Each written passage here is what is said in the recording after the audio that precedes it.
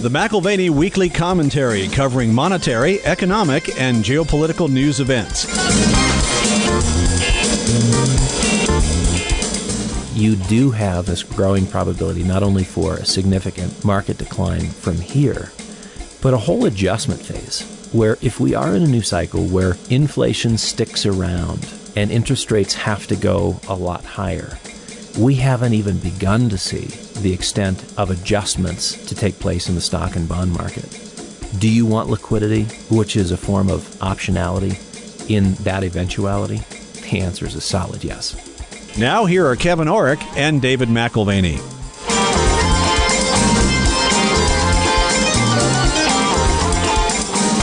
Welcome to the McAlvany Weekly Commentary. I'm Kevin Orrick along with David McAlvany. David, I love our listeners, and sometimes it hurts a little bit. I've got friends who listen and they're like, I listen to the show every week, but you guys are really missing it in this area or that area. And I don't want to hear that too often, but I want to listen to them. And one of our listeners, he contacted me. He says, you're not getting the whole story across with Ukraine, and you guys are reading just a little bit too much of the media. Now, I had an idea that maybe he was right, but now the Department of Defense is admitting something that was just conspiracy theory 2 weeks ago. Well, right. I mean, I think this is where if you have studied Elliott Wave or studied the ideas related to socionomics, there's a sociological and a psychological impact when you get to the end of a credit cycle, and it starts showing itself in weird places, like the length of a skirt, the design of a car, the kind of lies that are told and how boldly. And how many biochemical labs or what bioengineering labs are in Ukraine. That's what I'm getting at, because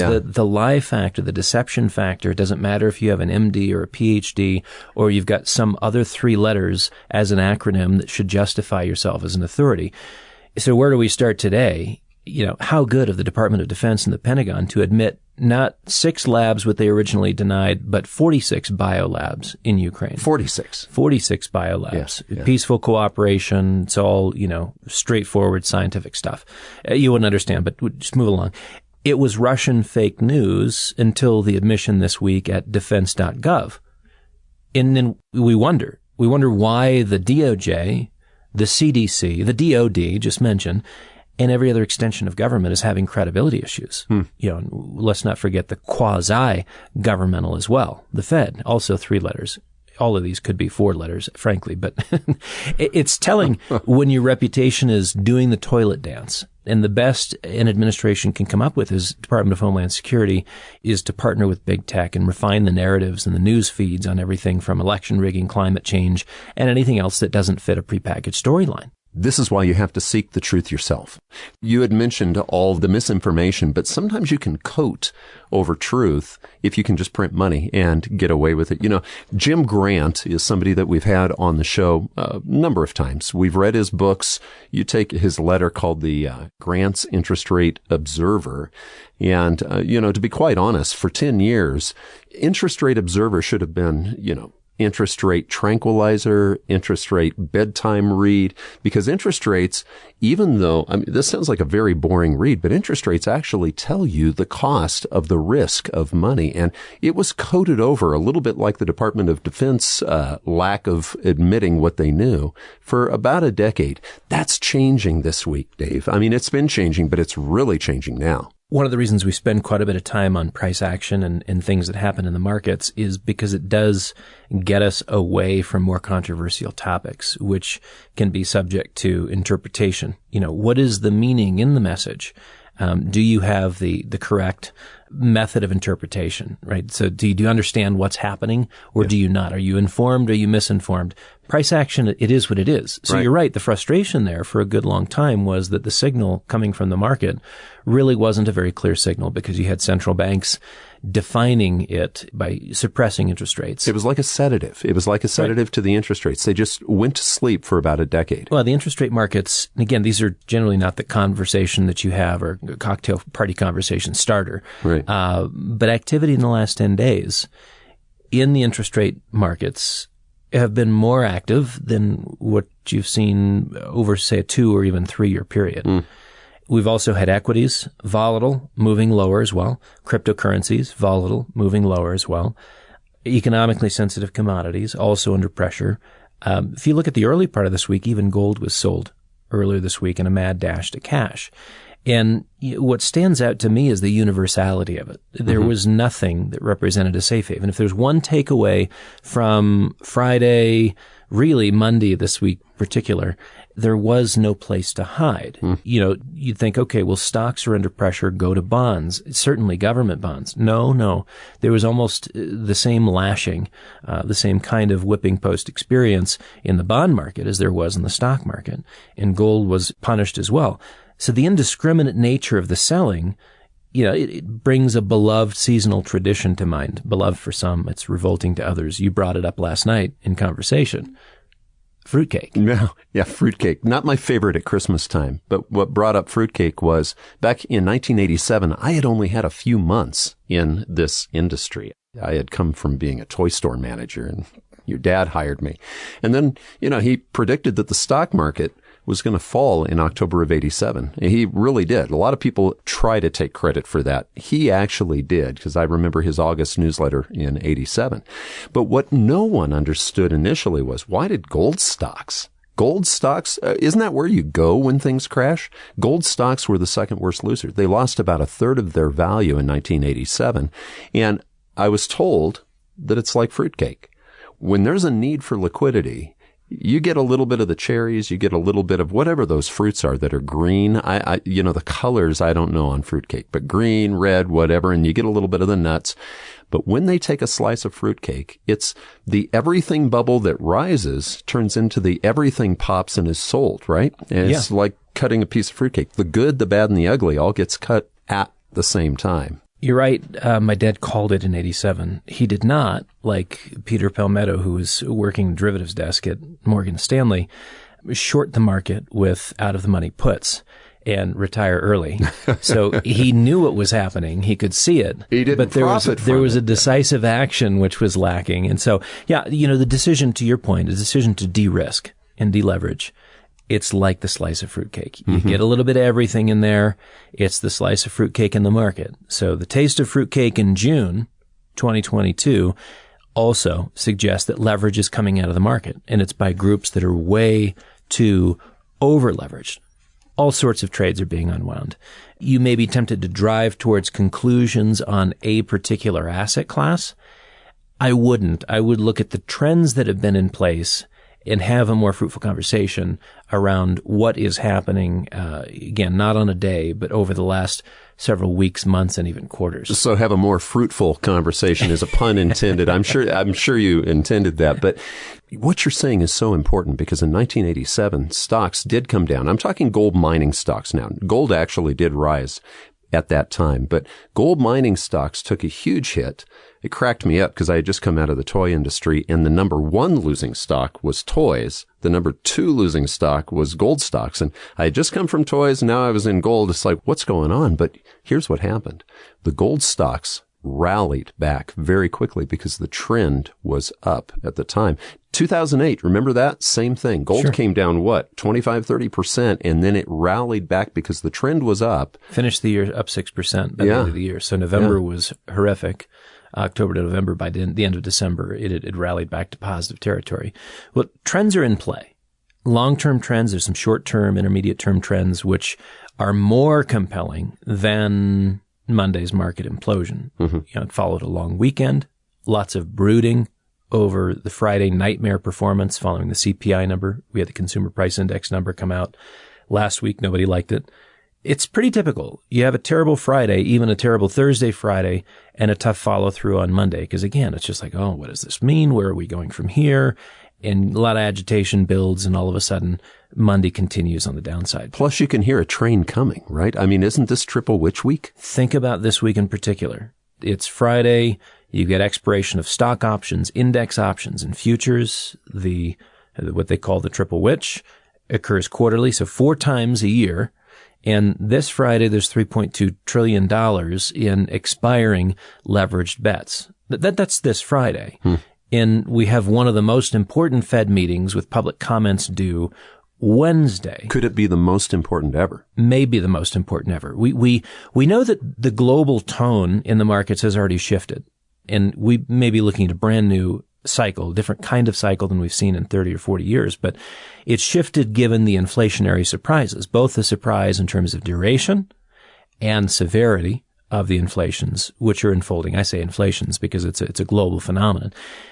And central banks have been forced to respond by tightening policy and therefore tightening financial conditions. That's why this looks and feels so different than other periods in the last 40 years. In essence, the central banks of the world are just playing catch up to conditions that the market are already bringing into play, or forcing. And that's what we talked about last week. You get these huge moves in European bonds. By the way, they continued this week and, to numbers that we haven't seen in a decade.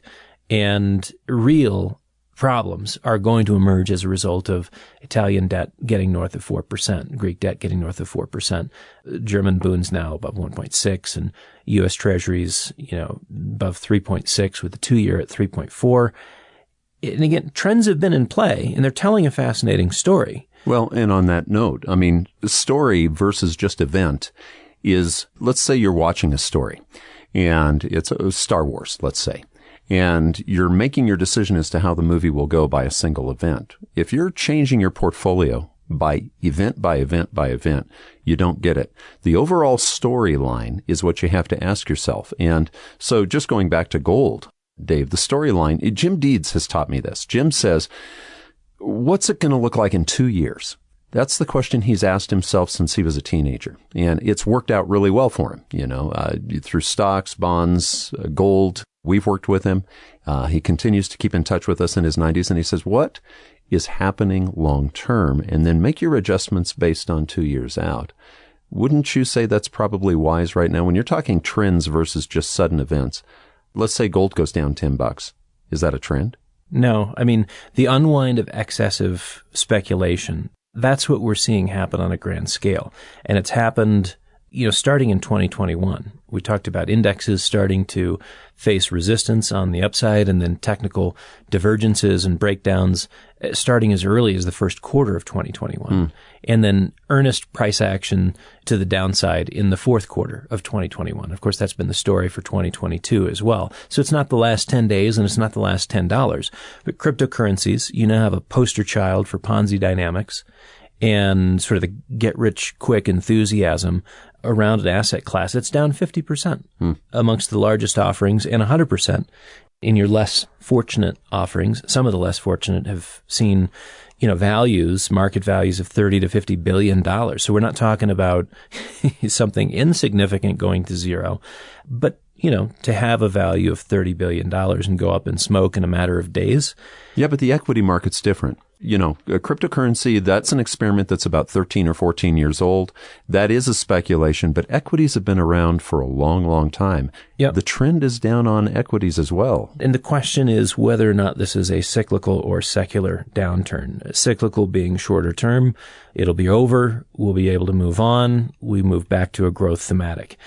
What argues for it being a secular trend is that interest rates are shifting and inflation is shifting. And these are shifts that we have not seen in 40 years. And so the probabilities of this being a secular bear market with many years ahead of stagnant growth, no real positive returns, disappointment amongst your equity investors, that argument is growing. That it's not just a short-term cyclical correction, but it is in fact a longer-term secular one. Right now, the S&P is off 20% year-to-date. NASDAQ is back to its low levels, negative 30% for the year.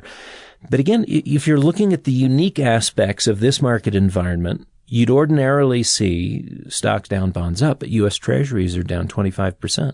Mm-hmm. Just pause and think about that. That's the safe money. That's where you go when you want to be safe, right? Now, granted, I'm talking about 20 to 30-year bonds, right? So they've got a little bit more interest rate and inflation sensitivity. But they've lost a quarter of their value. Right. Investment grade debt, nearly 18% down for the year. High grade, high yield, not grade.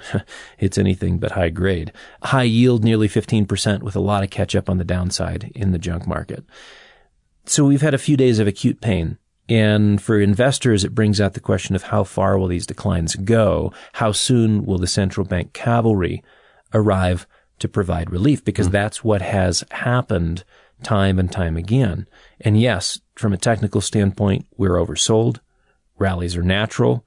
We've, again, got games that can be played between here and the end of the week for options expiration, and even beyond that as we move towards the end of the month for quarterly performance games. So delivery on the third official mandate, that is what will be in play between now and the weekend and now and the end of the month.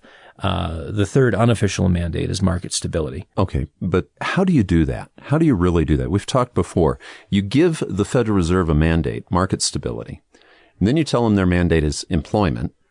Then you tell them their mandate has something to do with greening up America. Well, I mean, to be clear, how do you do that? To be clear, it's price stability and employment, which are their explicit mandates. That third is implicit and one that they've taken on voluntarily. To try to keep the stock market buoyed. That's right. Yeah. It was never given to them. Yeah. And, our conversation with Paul Tucker was really related to stay in your lane.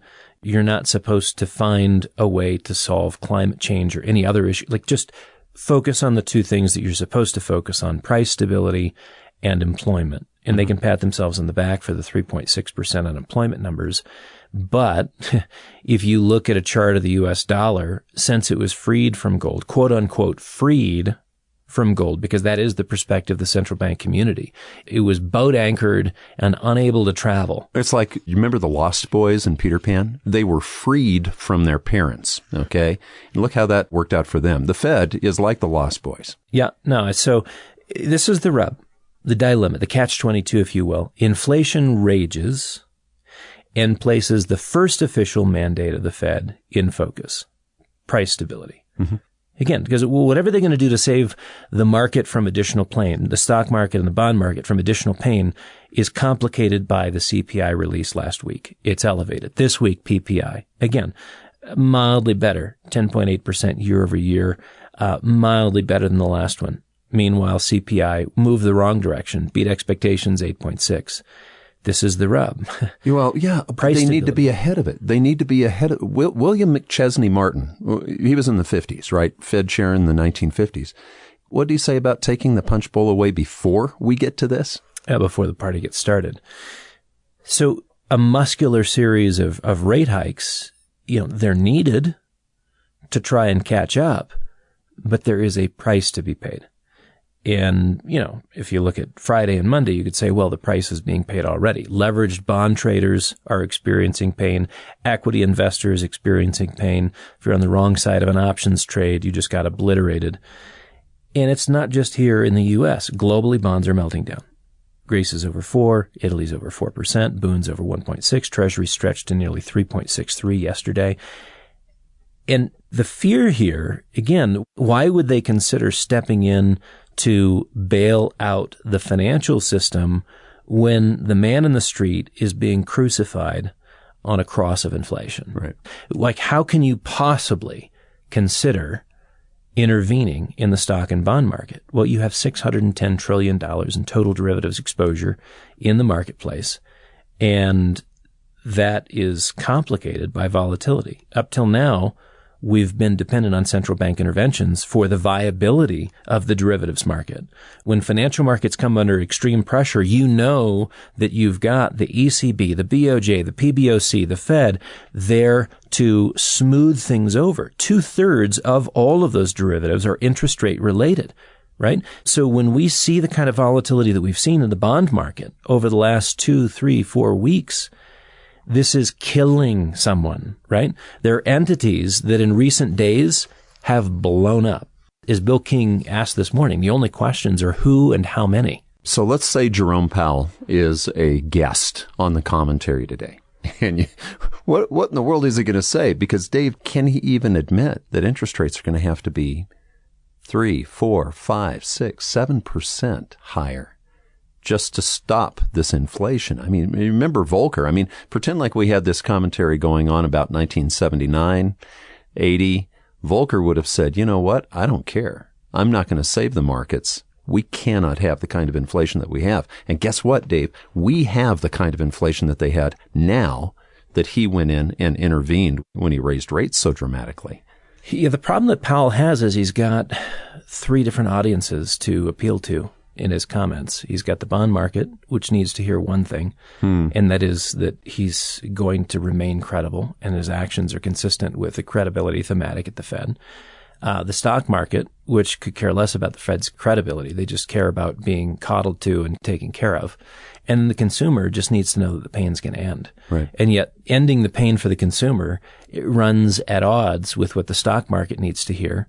And the bond market, again, I think the consumer and the bond market are probably closest to having compatible needs. Well, control inflation. Yeah. Control inflation. Let's say the guest isn't Powell. Let's say the guest is the consumer.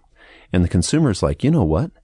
How many millions of people did not pay their energy bill? There's over 20 million people who are late on their energy bills. So this is what we anticipated last week was the CPI number end of week and then the University of Michigan Consumer Sentiment Report, which was the lowest reading in terms of consumer sentiment in the history of the report. So think about that. Employment's great. 3.6, pat on the back. Well done.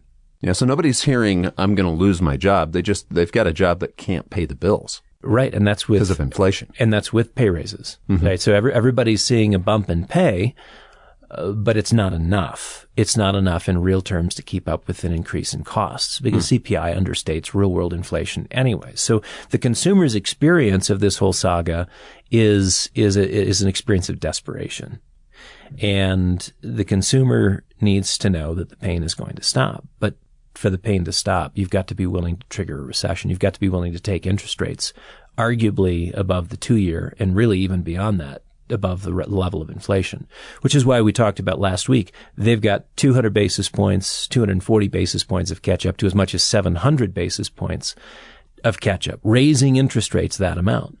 And does the market have the imagination for that? I mean, can it even factor that into their future? Imagination is sort of what is that? A future memory, right? The stock and bond markets lack the imagination for those kinds of moves, and central banks lack the stomach for creating that kind of pain. You have Mohammed El-Arian, who was lamenting this week on CNBC how unnecessary this was if the central bank community had led and not followed. Taken the punch markets. bowl away. Right. Yeah. You do it preemptively and you're not particularly popular. But again, that would require seeing inflation for what it was. My opinion is they remained too smug and dismissive with their economic models. And after all, who wants to be that guy? Taking away the punch bowl at a party, not particularly popular. Hey, bring it back. And so El-Arian's point was simple. Earlier would have been more effective. Late action, even if it's the same action as you would have taken earlier, is less effective action, which raises the question of how much more muscular the rate hikes and condition tightening will need to be to tame the inflation beast. Okay, so are we seeing the markets this week brushing against reality for maybe the first time? Yeah. We're only 200 basis points behind on one measure, 700 basis points behind on another. If we just catch up to the 2-year, that means 240 basis points increase in the Fed funds rate. That's nowhere near the inflation number, of course, but now the market is assuming and building into its equations that we'll be at 3.4% on Fed funds rate by year end. That is a 2.4% increase. And this is going to get dicey. That kind of a move in interest rates puts a stranglehold on the stock market for sure, and may in fact be one of those additive factors in terms of recession. This week's volatility, your question, is it the first real brush with reality? I think the reality that the Fed does face is this unfriendly dilemma. Let the markets go. Don't support equities and bonds, and choose to instead address the consumer nightmare of rising costs, or ignore inflation to a degree. Act but not too aggressively and provide the moral support for the levered speculator who's currently hemorrhaging.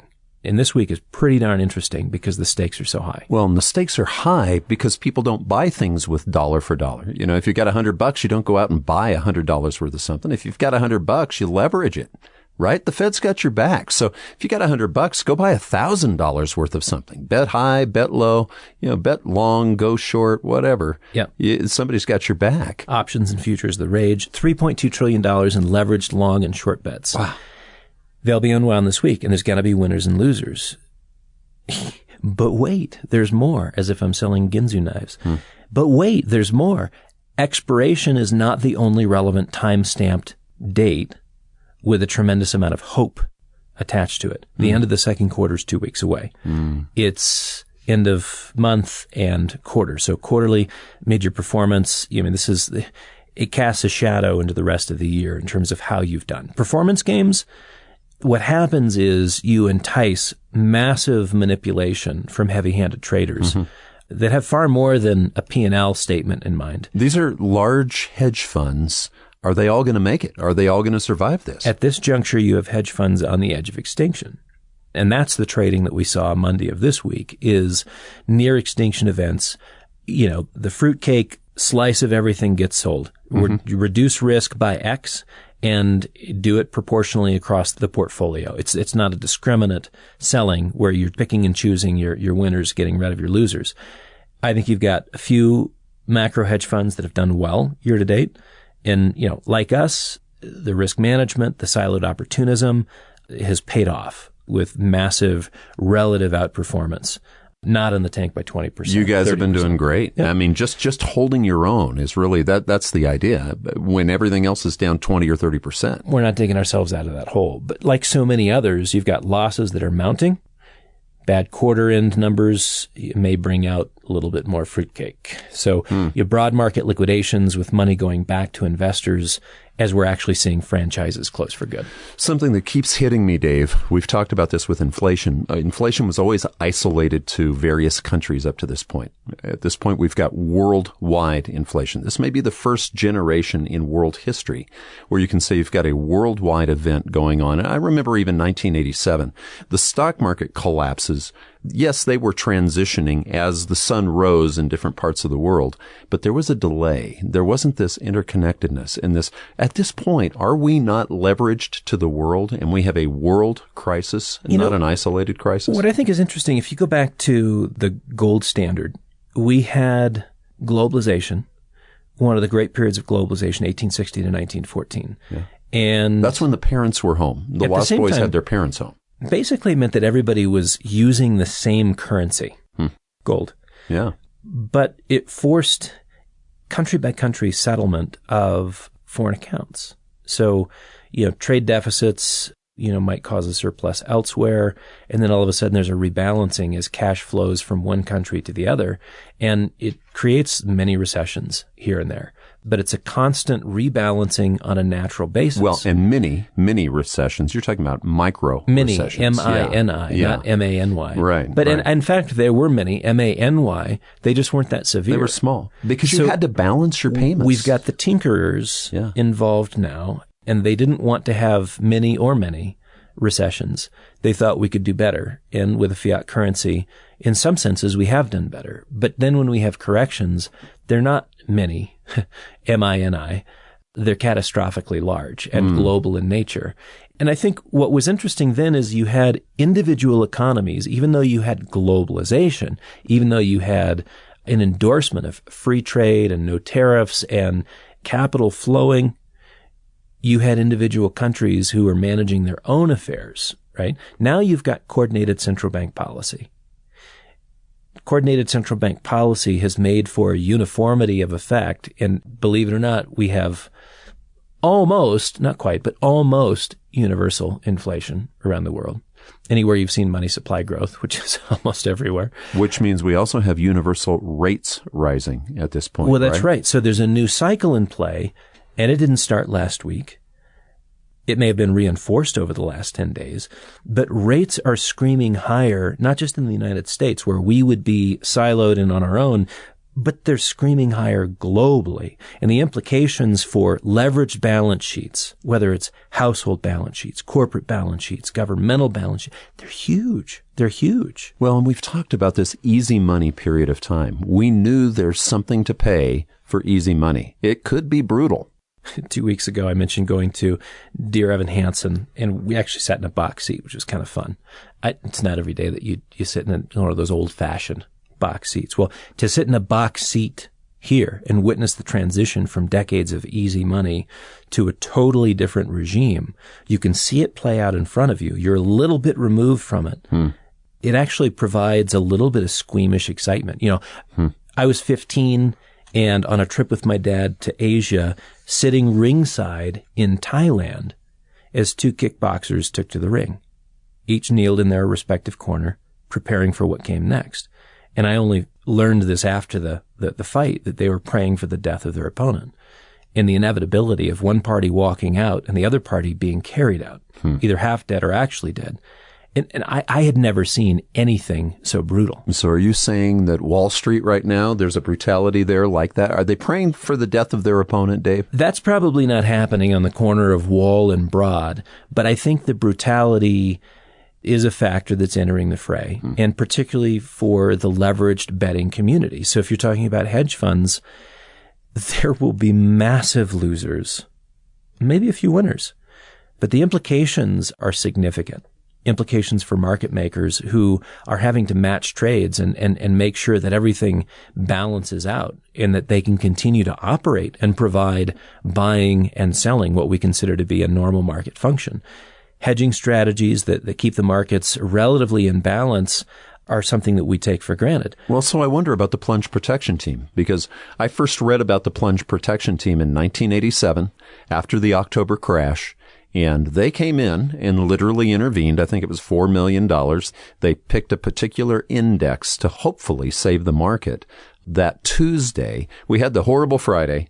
We had the horrible Monday. And then that Tuesday, I remember being in a staff meeting with your dad, and the market had fallen another couple of 100 points while we were downstairs, because we were on the 4th floor of the First Colorado Bank and Trust Building. Not too high to jump. No, that's true. And we were meeting on the 3rd floor in the conference room, and we knew the market was down almost 10%. But they came in, the Plunge Protection Team came in and bought. This is the government. It's the government. We're here to help.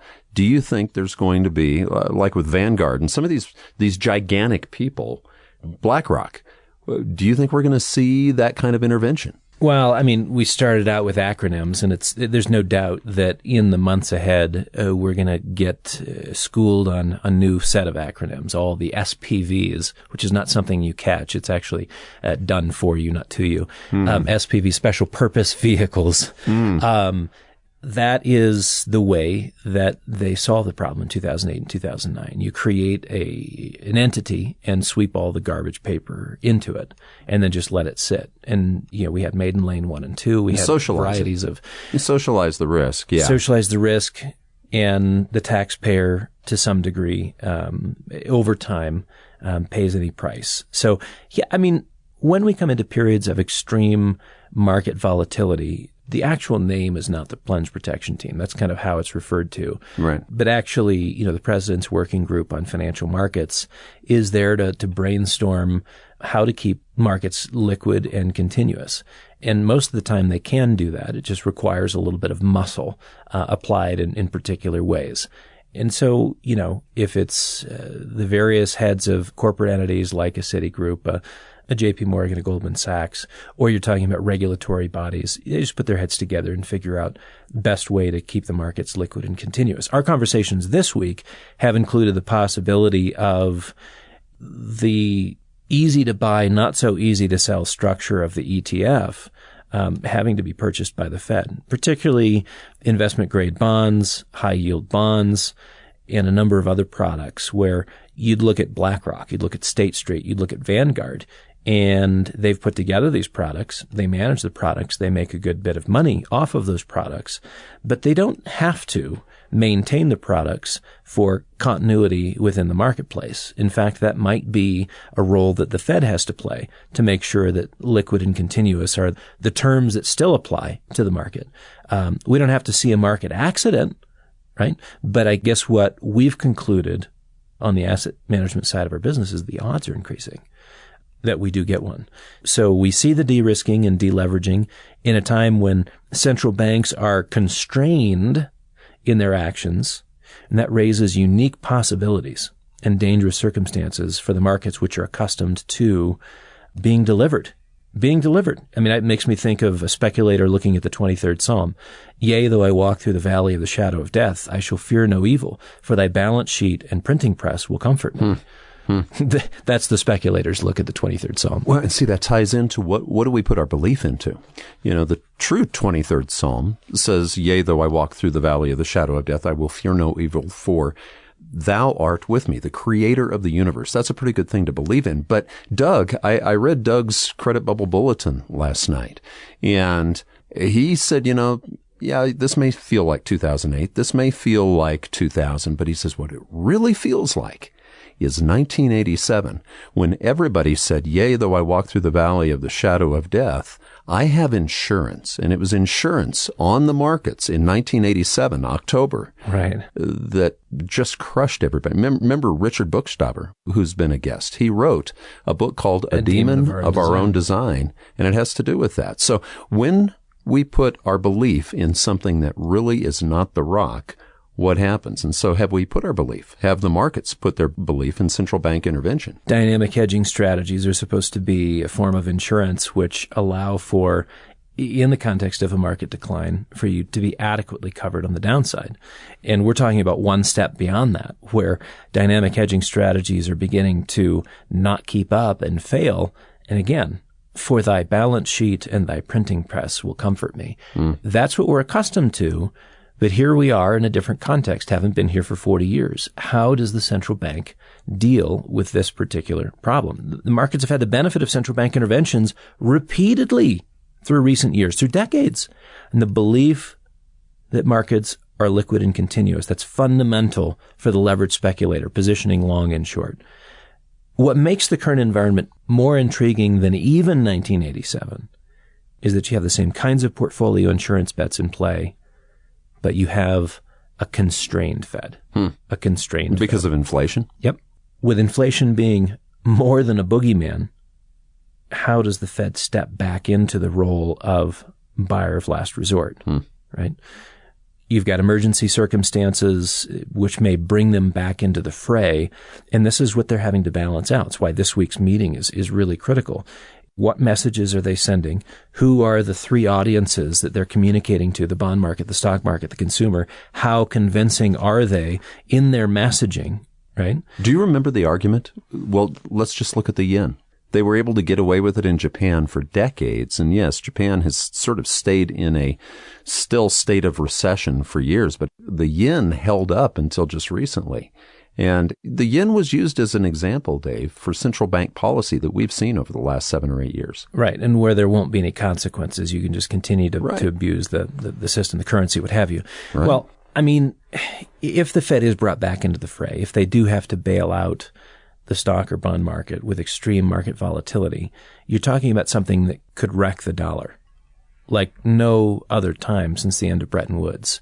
And I think the yen is a good exhibit A for this kind of an argument. They've made the commitment. Kuroda has made the commitment to hold the yield on 10-year paper at 25 basis points. That's on Japanese government bonds. And that has triggered a major decline in the yen since the beginning of the year to levels that we haven't seen in 20 years. Actually, September of 1998. Wow. So we've got an exchange rate hovering around 135 to 1. Things are bad. And Kuroda is close to being hoisted by his own petard, blown up by his own interventionist devices. And so, first comes the pain, then comes the loss of credibility. And that's where I've actually seen a number of articles written asking Kuroda to step down, right? So here we are. Well, 1997, 98, you just brought up the late 90s. That was the Asian contagion, wasn't it? Right in that range. 1997, the Asian financial contagion, a slide to 150 on the yen exchange rate. All that does is layer in another kind of instability into the global marketplace. Not only do we have leveraged speculation in fixed income and other asset classes, but you borrow from one place and go invest it elsewhere. And so you've got these carry trade dynamics, which make cross-border connectivity a dangerous element too. And so again, I think of the yen, we're not at 150, but a slide to 150, and you really have gotten to a place where you could expect the worst, a la 1997 Asian financial contagion. So here in the U.S., we're the beneficiaries of a strong dollar this year. We price things in dollars. Not the case, obviously, in Japan. For 126 million people, they're pricing assets in yen. Things have gotten more expensive. Gold is up nearly 20% year to date, priced in yen. For the U.S. investor invested in gold, you're off $10 for the year. less than half of 1%. Even with the dollar up 10%? Well, this is what's remarkable. Dollar's up 9 and change, almost 10%, at levels last seen in 2002. Okay, so keep this in mind. 2002, gold was at $310. Wow. With the dollar at the same level. All things being equal, not bad. It's a bit of an absurdity when we start talking about currencies and fiat currencies comparing one against the other. The dollar is not purely dollar strength on an absolute basis. It's a reflection of euro weakness. It's a reflection of yen weakness. So that we're up 10% is as much a story of the yen being down as it is, anything else. And that is the nature of a fiat currency system. Relative strength. All you have to have is relative valuations. In reality, the US dollar is less weak than the yen, but still vulnerable. Yeah, so it's a little bit more alive than the other dead currencies. I mean, it reminds me of Monty Python and the Holy Grail. And you remember the bring out your dead scene? And there was this whole cart full of dead people who had died from the plague. And there's this one guy on the cart who goes, "I'm not quite dead yet." I hate to say it, but he was stronger than everybody else on the cart. Absolutely. I'm not quite dead yet. There's the dollar compared to the yen. Well, I think the great equalizer between the yen and the dollar is monetary policy going forward. And so the dilemma or the trilemma, however you want to see it, looking at the Fed's mandates, two official, one unofficial, is where they lay out the defense. Are they going to protect price stability? Well, that comes at a cost. Are they going to protect the markets? That comes at a cost. Are they going to protect their credibility? That comes at a cost. I mean, all of these things, it's now very tough sledding. Okay, but I have a question for you. Going back to the analogy, I'm not quite dead yet, right? I'm not quite dead yet. I love that scene. But the truth of the matter is, we are a reserve currency. And there's a lot of talk on the internet and just in people's minds, and mine included. How long do we keep the reserve currency status? What's your thought? Yeah, we're not quite dead yet. I mean, I think we have that status for the foreseeable future, if not decades into the future. The argument is simple, and it ties to Kuhn's observation in the structure of scientific revolutions. Number one, there's no viable replacement. And I think you break that down into two particular themes. A viable replacement has to have depth of capital markets, and there is no deeper capital pool in the world than the U.S. The second part of sort of having a viable replacement is we continue to be the largest consumer in the world. Our currency is therefore the default currency for trade settlement. Is that being eroded? Yes, it's being eroded, but something that is eroded is not falling to pieces quite yet. The second thing that goes into maintaining reserve currency status globally is the power to maintain that incumbent advantage. In this case, it includes military spending. Kinetic warfare sometimes keeps monetary policy intact, huh? Yeah. It's true. It's true. I mean, we have an enforcement arm for our monetary policy, and it's called the U.S. Navy. Well, and Army and Air Force and everything else. But we spend more than the next 10 countries combined on our military, right? So consider how this takes shape after the Ukraine incident with Russia, and how military spending is going to be viewed, because the decades since the fall of the Berlin Wall have allowed for this massive reallocation of resources towards other public policy initiatives. We reduced our military spending, which again is still more than the next 10 largest countries combined. We reduced it, but we got this peace dividend because we weren't having to build up mutually assured destruction. Right. So the peace dividend, reduction in military spending, that's gone. You've got a veritable arms race, which is back. You've got a refortification and an intensification in military spending, which will be a global phenomenon for at least a decade. And the U.S., seeing no other challenger to its position as current global hegemon, will spend accordingly to keep the position of influence and power. Okay. So if we're in a ramp-up mode in spending, again, we come back to no viable replacement, and we've got the power to maintain that incumbent advantage. Logical arguments, all of them. I'm with you, Dave. Logical arguments. Except crisis. Crisis has changed the world a number of times. I remember I've got a couple of books by Velikovsky, who was a friend of Einstein's, and he said, gradualism in evolution is a lie. It's catastrophism. Everything changes in a moment. And that moment often is a catastrophe. Remember when we've talked about catastrophe math, where it builds and builds and builds? It's like a bridge that doesn't collapse until it does. No, you're right. Crisis compresses time. Economic crisis is not on our doorstep yet. But, if you're looking at, the consumer's response last week to inflation, if you're looking at credit card data and revolving credit surging over the last several weeks, if you're looking at unpaid electricity bills, certainly you can make the case that economic crisis is looming, not here, but looming. And remember that recessions are usually backdated. So we're already into it before the time we go back and say, yeah, but actually it's been here for a while. So we're not talking about economic crisis. We are really talking about financial market crisis, and it's already unfolding, with investors hoping that the worst is behind us, that the Fed put needing delivery now will be sensitively attended to this week, Wednesday. Immediate attention. But that brings us back to the Fed's trilemma. They're trying to keep 3 balls in the air. 4, actually, but 3 for sure. Well, managing employment, keeping prices stable. These are the 2 official mandates of the Fed. Providing support to financial assets. That's become the 3rd unofficial. That's where we get the trilemma. Without Fed support, the markets must find a fresh justification for not only current levels and valuations, but what's going to drive future price increases. Otherwise, you're going to continue to see downward pressure in the markets. If your reference point is the last 20, 30, 40 years, then we've already had the worst behind us because, 20, 30, 40% correction. We've cleaned up this mess and now we're ready to move forward. But believe it or not, with the corrections we've already had since the beginning of the year, since fourth quarter of 2021, we're just back to the excessive levels of the year 2000. We've corrective massively excessive overvaluation down to merely excessive overvaluation. So we were massively overvalued. Now we're down to, what would you say, excessive overvalued, like the year 2000 before we had the tech stock bubble blow up. But wasn't that due almost completely to the need for loose monetary policy? Right. So the requirement in recent years has been for growth to be buttressed by loose financial conditions. And that's helped stocks and bonds to perform as they have. It's maintained the upward trajectory. It means that every time we get a little bit of a correction, it is cyclical. It's not secular. When you take away central bank market support, and the markets have to learn to operate without a central bank boost, it's tough. Okay, so pretend like I said before.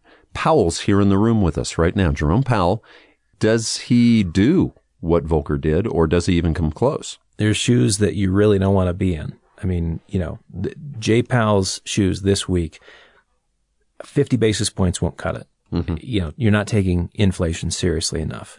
75 basis points is stronger. You're communicating to the bond market that you understand inflation is a real issue. You had already taken 75 basis points off the table. Does he do 1% to shock the market? Nope, because then you have a major panic in the stock market. And coming into options expiration on Friday, you get a major panic. You could have a 1987 meltdown. Right. So he may want to get muscular to the degree of 1%, but the toll taken within the financial markets and the sort of negative daisy chain events within the derivatives complex, it's too great. You can't risk that havoc. Way too much frailty.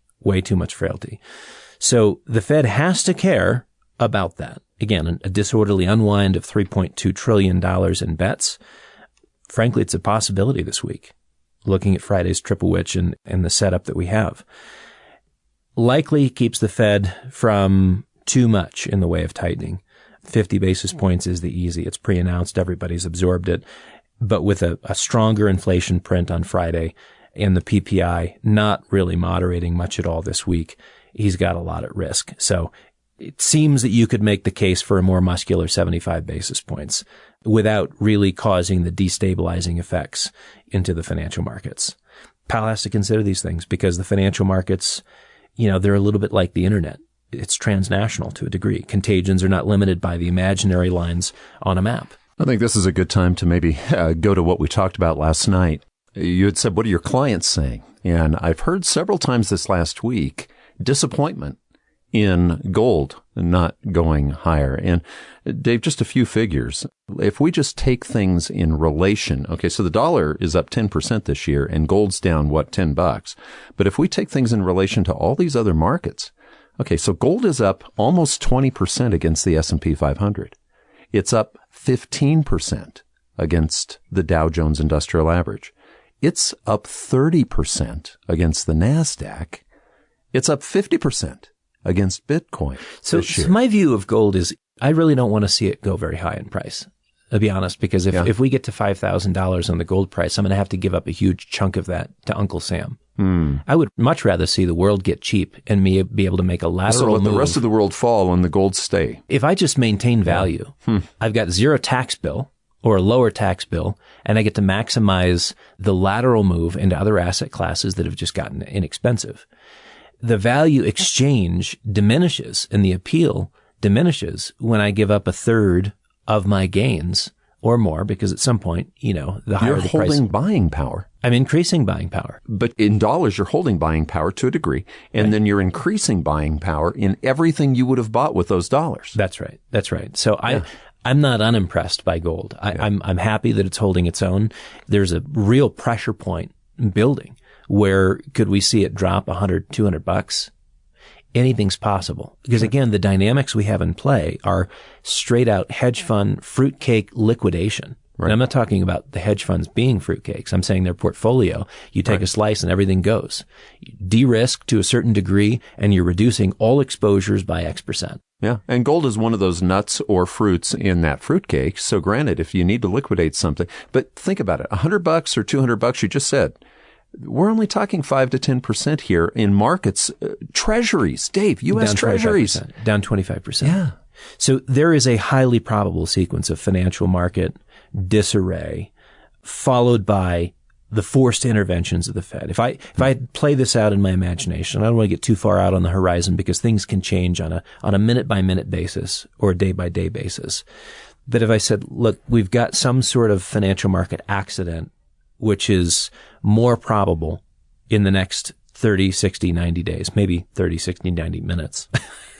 Who knows? I should check the market. Compression of time. Yeah. But that forces intervention by the Fed. In that event, forced intervention of the Fed, you have a reversal of QT, quantitative tightening, a reinstatement of QE, and a re-expansion of the balance sheet. The dollar falls out of bed, just as the yen has.